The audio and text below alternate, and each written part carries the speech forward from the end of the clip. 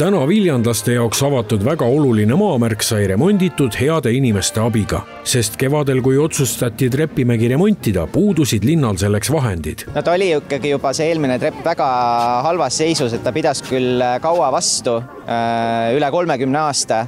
Aga jah, tema metallkonstruktsioonid olid läbi roostetanud, tema puitosad olid mädanenud ja ta ei näinud enam ka kuskilt pidi hea välja, nii et sellega tuli tegeleda. Aga jah, tõesti linna rahaline seis oli ja on keeruline ja ainult enda vahenditest linnal oleks olnud seda raske taastada.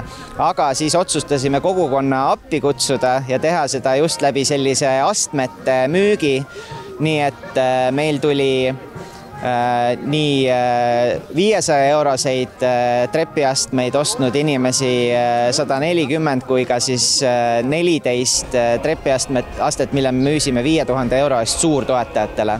Projekti kogumaksumuseks kujunes koos käibemaksuga 186 967 eurot, millest märkimisväärne osa tuli toetajatelt. Oma panuse projekti andis enam kui 200 toetajat, kelle abiga kaasati eelarvevahendeid 142 512 eurot.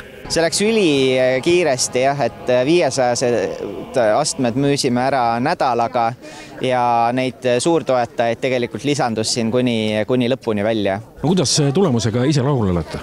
No mina olen väga rahul, et trepp on ilus. Me natukene nihutasime ka alumise trepistiku asukohta, et ta on nüüd rannapuiesteega paralleelne ja tõesti näeb väga-väga hea välja.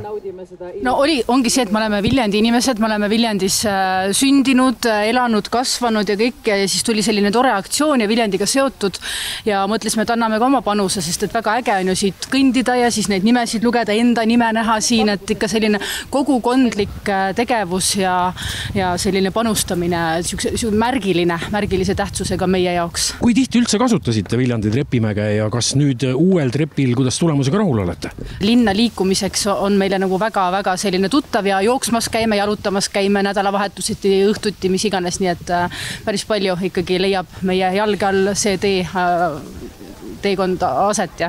Viljandi on muinasjutt, mis on päriselt tulemas.